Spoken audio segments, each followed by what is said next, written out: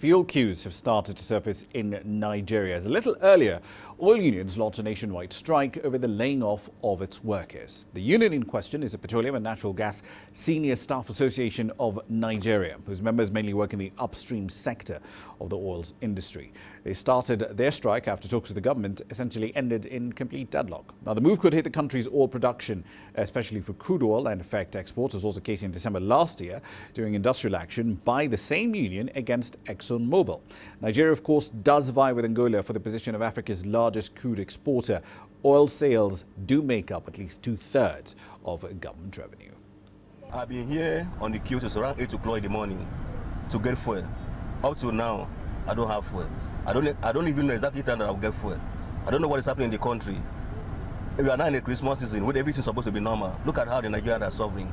I don't know what is happening in this present government. I'm suffering, dying in a country that have enough petroleum. Nobody can put things in the right place. They are suffering, the masses, suffering people. People are dying for all this, their wahala. The big men are taking the money to themselves, put us into trouble. So there's nothing I can talk. I'm inside the trouble. I pray God to help us. It's sad because it's becoming like a pattern.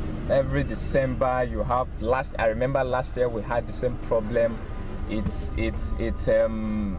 coming up again, and from the little I know about the economy, about the news, is that there is no more subsidy and there will be buoyant fuel and lots of fuel, but it's getting scarce, and it started yesterday. Last week too, we experienced the fuel scarcity. There were long queues, one couldn't walk, and as a matter of fact, it affects more the Uber drivers because we make use of fuel almost every day, and without the fuel, we can't do anything. We can't walk. All right, then, quite a bit to get through. Let's head over to Lagos now. Deji Badmus is live there with more data on this story. Deji, I understand there have been some developments on this particular story with the strike apparently being called off. Tell us more about that.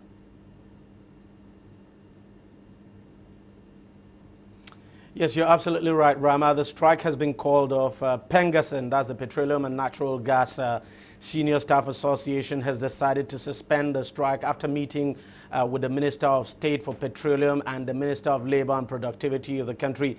As a matter of fact, they reached an agreement not quite long ago, just a few hours ago, and the union, of course, has decided to suspend the strike. We understand the company in question. I mean, you know, this strike was actually, according to the union now, they decided to embark on the strike in protest against the labor practices now, according to them, anti-labor practices of an oil company known as Nekonde. Well, we understand that the company was there when that negotiation took place, and some of the union members who were actually sacked by the company has decided to recall them, and we understand the company has also accepted to allow the union to operate in that company, because before now the company actually refused members of its staff now to join the union, and those who did were actually fired. But now the company has changed its mind because the federal government intervened, and the strike has been called off. Rama? All right, then. So initially we understood that talks with the government on this issue had essentially deadlocked. Well, why did that happen? Why did the union have to go and strike for this resolution to now crop up pretty much at the 11th hour?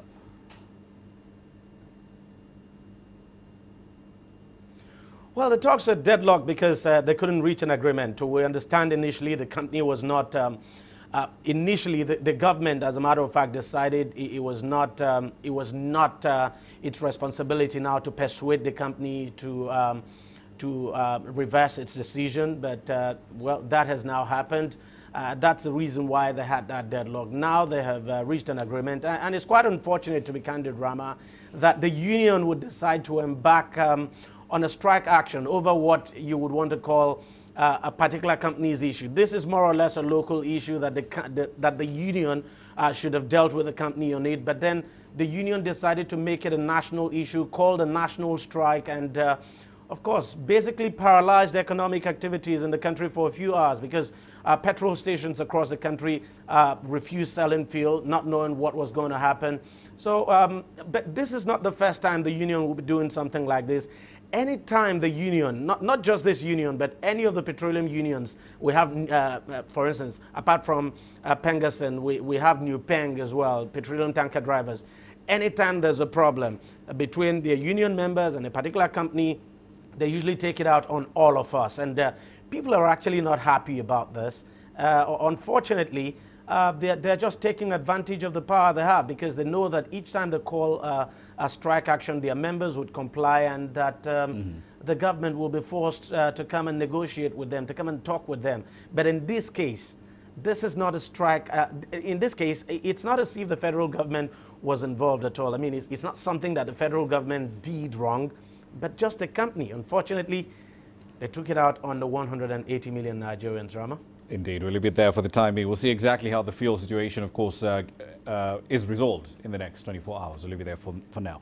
That's Dejuan was there live, of course, in Lagos, Nigeria.